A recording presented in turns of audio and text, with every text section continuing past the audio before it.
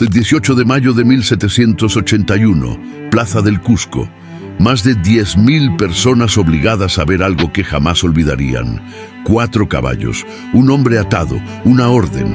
Los caballos tiraron, una vez, 2 veces, 3, pero el cuerpo no se partía. Durante 1 hora completa, Túpac Amaru resistió lo imposible, hasta que el verdugo tomó un hacha. ¿Qué hizo este hombre para merecer el castigo más brutal de la historia colonial? ¿Y por qué España nunca pudo borrar su nombre? Dale like si quieres conocer la historia completa y dime en los comentarios desde qué ciudad estás viendo este video.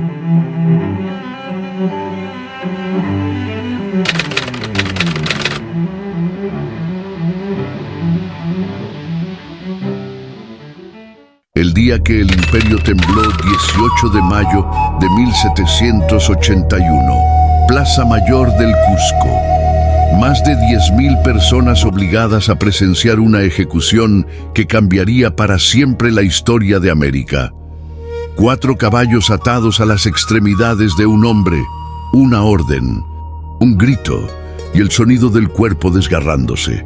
¿Cómo llegó un cacique descendiente de los incas a morir de la forma más brutal que el imperio español había diseñado?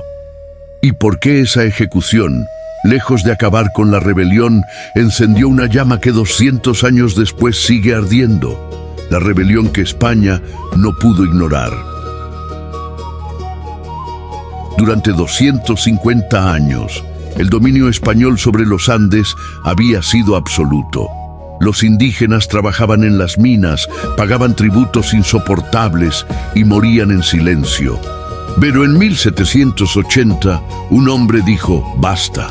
Su nombre era José Gabriel Condorcanqui, pero el mundo lo conocería como Túpac Amaru II. En este episodio vamos a investigar quién era realmente Túpac Amaru II y por qué reclamaba el trono inca. ¿Qué desencadenó la rebelión más grande de la historia colonial americana? ¿Cómo logró reunir un ejército de más de 60.000 indígenas, mestizos y criollos? ¿Por qué capturó y ejecutó al corregidor español Antonio de Arriaga en medio de la plaza? ¿Qué papel jugó su esposa Micaela Bastidas en la organización militar de la rebelión? ¿Cómo España diseñó el castigo más atroz jamás aplicado en 1910? América. ¿Por qué obligaron a Túpac Amaru a presenciar la tortura y muerte de toda su familia antes de matarlo? ¿Y qué tiene que ver esta ejecución con los movimientos independentistas que llegarían 40 años después? Porque lo que pasó aquel día en el Cusco no fue solo una ejecución. Fue un mensaje de terror, un intento desesperado de España por borrar de la memoria colectiva la idea misma de que los incas podían regresar. Si aún no te has suscrito, activa las notificaciones. Porque esta es la historia que los libros escolares prefieren contar a medias. José Gabriel Condorcanqui, el cacique que soñaba con restaurar el Tahuantinsuyo. José Gabriel Condorcanqui nació en 1738 en Surimana, una región del actual departamento de Cusco.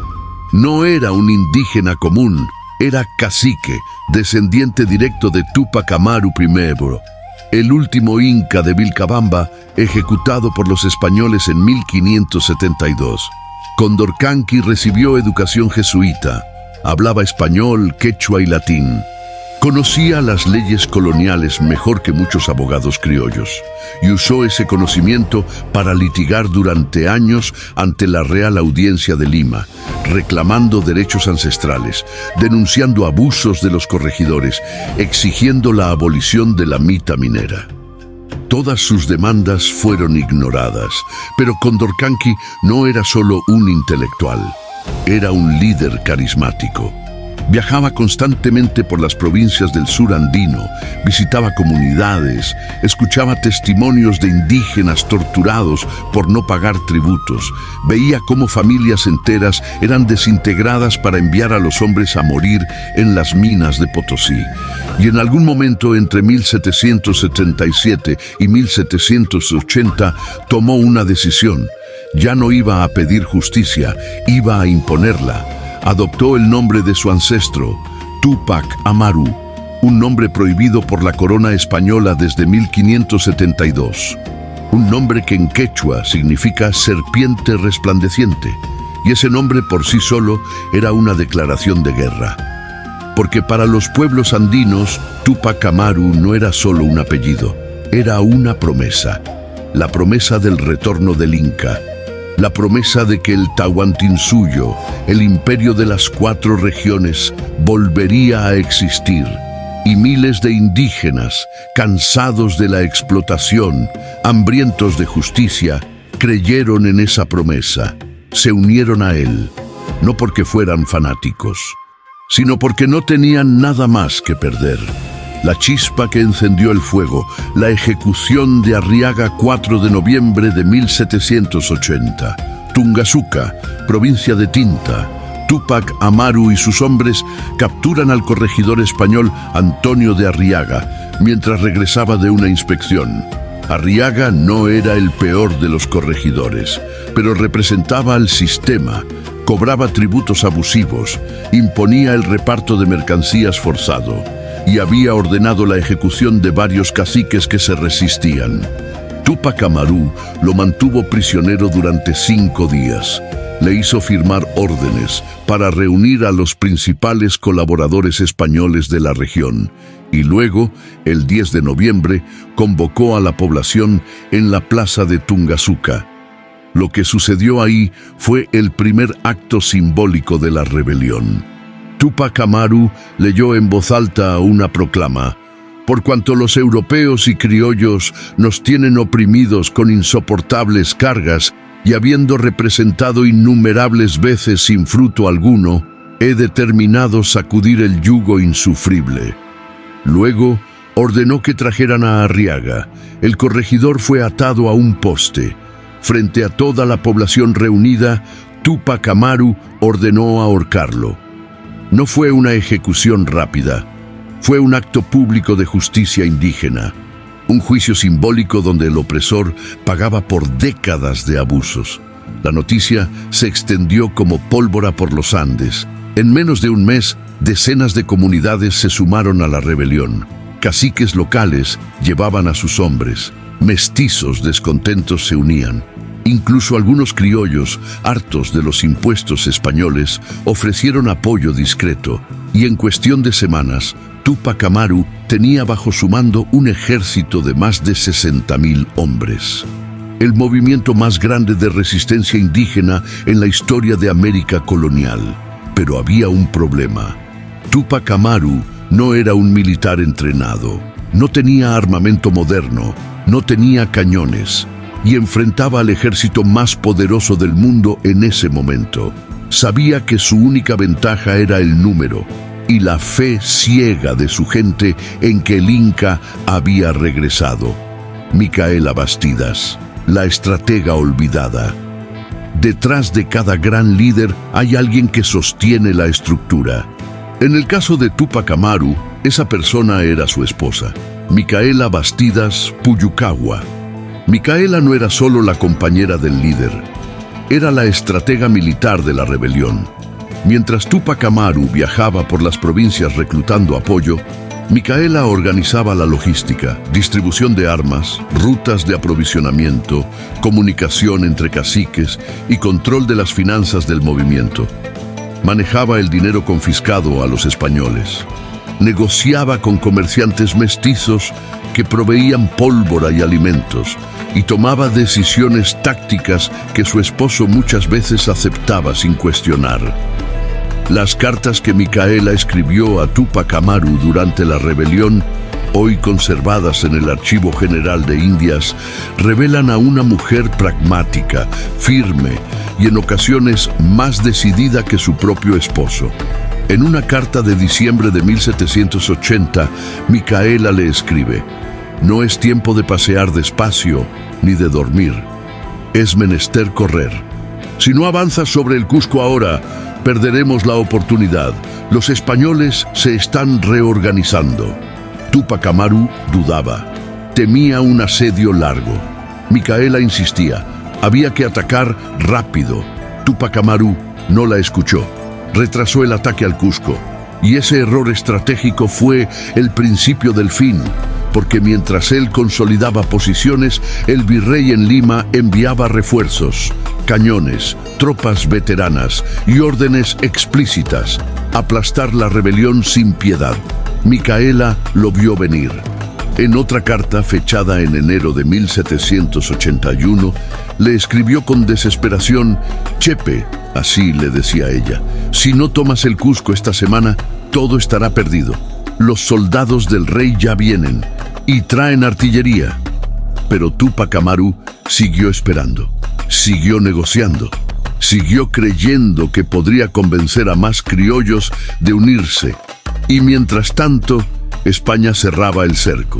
Micaela Bastidas murió sabiendo que tenía razón, que si su esposo la hubiera escuchado, tal vez, solo tal vez, la historia habría sido diferente.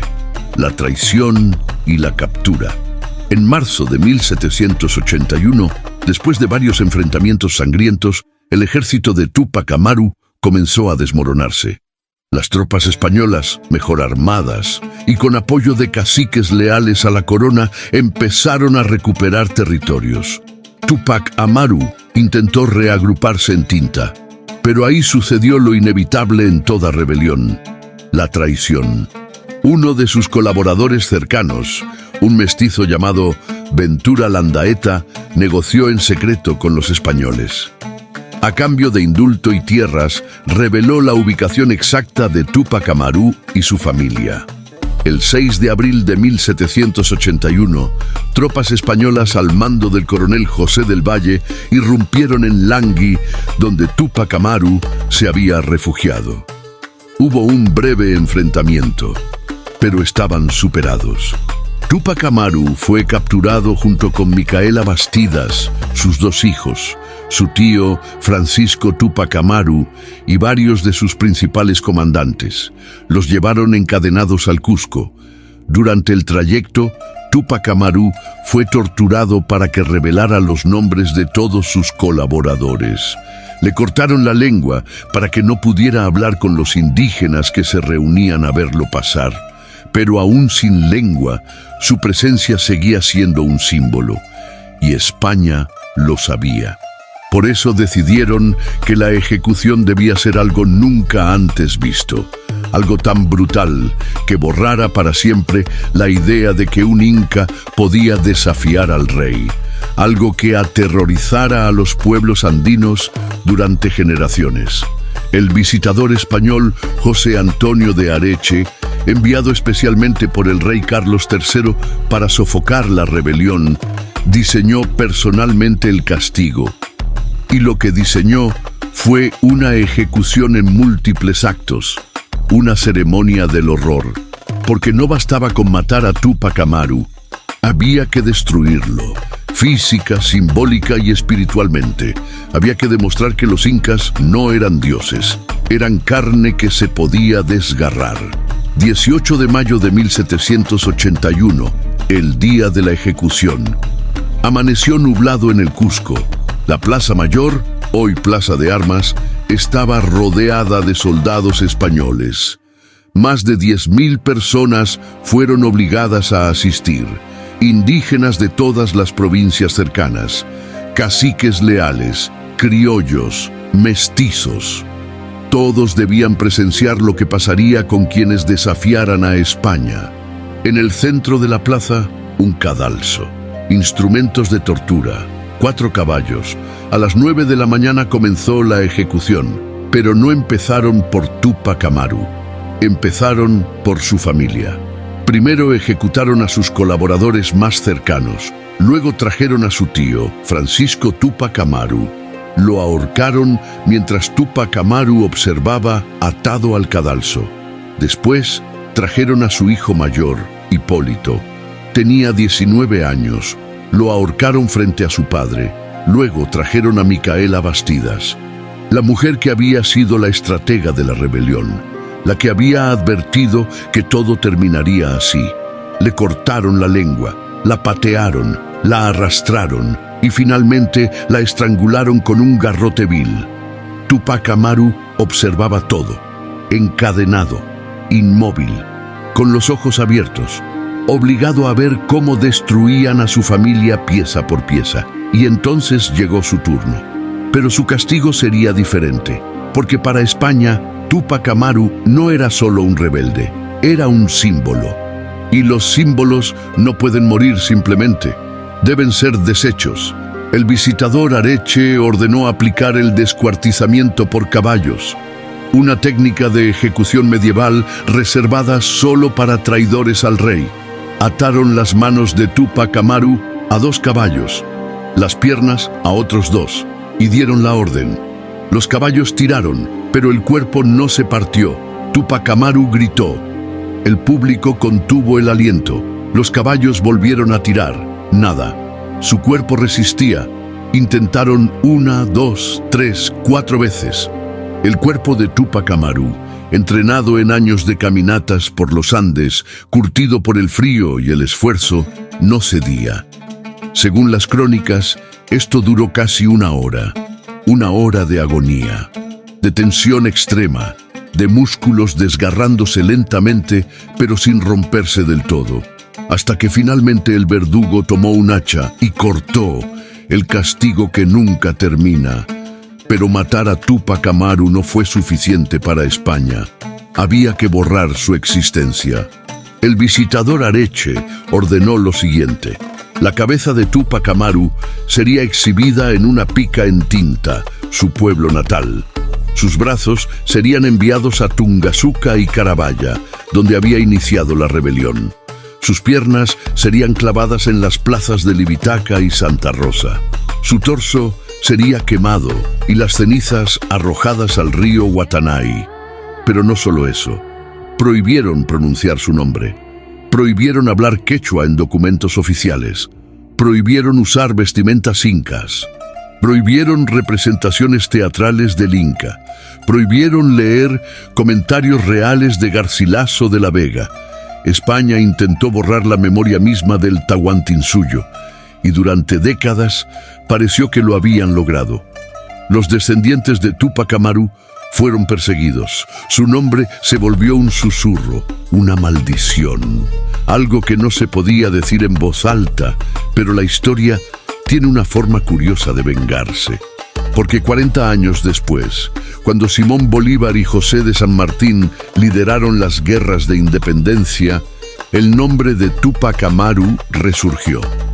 Los patriotas lo invocaban como símbolo, como prueba de que la resistencia era posible, como mártir. Y los españoles, al intentar borrarlo, solo habían logrado convertirlo en leyenda. En Bolivia, un regimiento independentista se llamó Batallón Túpac Amaru. En Argentina, los gauchos rebeldes cantaban coplas sobre él. En Perú, los criollos que antes lo habían traicionado, ahora lo usaban como bandera contra España. La ejecución que debía aterrorizar terminó inspirando. El cuerpo que debía desaparecer se multiplicó en 1000 relatos, y el nombre que prohibieron se volvió inmortal, el legado silenciado, lo que España nunca quiso que supieras. Durante el siglo XIX, los historiadores oficiales de las nuevas repúblicas latinoamericanas prefirieron hablar de Bolívar, de San Martín, de los héroes criollos. Túpac Amaru quedó relegado. Se le mencionaba, sí, pero como una nota al pie, como un antecedente interesante, pero no central. ¿Por qué? Porque las élites criollas que tomaron el poder después de la independencia seguían siendo descendientes de españoles. Y reconocer a Túpac Amaru como héroe fundacional significaba reconocer que los indígenas habían peleado primero, que la independencia no fue solo criolla, que los pueblos andinos habían derramado su sangre décadas antes. Y eso era incómodo. Recién en el siglo XX, con el surgimiento de movimientos indigenistas, Túpac Amaru fue rescatado del olvido. En 1969, el gobierno revolucionario de Velasco Alvarado en Perú lo declaró precursor de la independencia. Su imagen apareció en billetes, estampillas, monumentos. En los años 80, un grupo guerrillero peruano adoptó su nombre, Movimiento Revolucionario Tupac Amaru, MRTA. Controversial, violento, pero simbólicamente significativo. Y hoy, más de 240 años después de su muerte, Tupac Amaru sigue siendo un símbolo de resistencia. Pero aquí viene algo que pocos saben. Las investigaciones históricas más recientes sugieren que Tupac Amaru no buscaba la independencia total de España. Buscaba reformas, quería abolir la mita, eliminar los corregimientos, restaurar algunos derechos indígenas, pero reconocía al rey Carlos III. Su rebelión no era separatista, era reformista. Fue España, con su brutalidad, la que convirtió una demanda de justicia en un movimiento independentista. Porque al ejecutar a Tupac Amaru de forma tan salvaje, España demostró que no había espacio para la negociación, que el único lenguaje que entendía era el de la violencia. Y esa lección la aprendieron bien los pueblos de América. 40 años después, ya no pedían reformas, exigían independencia total. Y la consiguieron. Las tres visiones de Tupac Amaru. Hoy, Tupac Amaru es interpretado de tres formas radicalmente distintas, dependiendo de quién cuente la historia. Visión 1. El héroe nacionalista, el precursor de la independencia. Para el Estado peruano y los movimientos indigenistas, Tupac Amaru fue el primer libertador de América, un visionario que anticipó la caída del Imperio Español, un mártir cuya sangre regó el camino hacia la independencia. Visión 2. El reformista pragmático, un cacique que negoció hasta el final. Algunos historiadores, como Alberto Flores Galindo y Scarlett O'Phelan, argumentan que Tupac Amaru no buscaba destruir el orden colonial, sino reformarlo, que su rebelión fue una respuesta desesperada a la intransigencia española, no un proyecto revolucionario premeditado. Visión 3. El símbolo instrumentalizado, un nombre usado por todos. Desde guerrilleros marxistas hasta gobiernos autoritarios, pasando por movimientos culturales y raperos estadounidenses, Tupac Shakur, el nombre de Tupac Amaru ha sido apropiado por causas contradictorias. Algunos lo ven como oportunismo, otros como prueba de su universalidad. ¿Cuál visión es la correcta? Probablemente las tres tienen algo de verdad. Tupac Amaru fue un hombre complejo, no fue un santo, no fue un monstruo. Fue un cacique educado que intentó usar las leyes coloniales para proteger a su gente. Cuando las leyes fallaron, recurrió a la fuerza. Cuando la fuerza no fue suficiente, murió. Pero su muerte no fue el final, fue el principio. Porque a partir de 1781, la idea de que un inca podía desafiar a España dejó de ser una locura. Se volvió una posibilidad. Y las posibilidades, una vez plantadas, crecen, se multiplican, se convierten en revoluciones. La ejecución que España jamás olvidó. 18 de mayo de 1781, Plaza Mayor del Cusco. Un hombre descuartizado por caballos, su familia ejecutada frente a sus ojos, su cuerpo repartido por los Andes como advertencia. España creyó que ese día había enterrado para siempre la amenaza de una rebelión indígena, pero se equivocó, porque las ejecuciones brutales no matan ideas, las inmortalizan. Tupac Amaru murió en 1781, pero su nombre sobrevivió en las canciones quechuas, en las pinturas populares, en los relatos que las abuelas contaban a sus nietos, en la memoria colectiva de un pueblo que nunca olvidó. Y cuando llegó el momento, 40 años después, ese nombre volvió a resonar, no en una sola rebelión, en docenas, en todo el continente. Porque Tupac Amaru ya no era un hombre, era un símbolo, y los símbolos no se descuartizan. Ahora te toca a ti.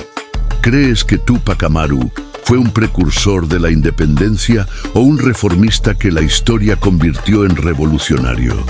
Déjamelo en los comentarios.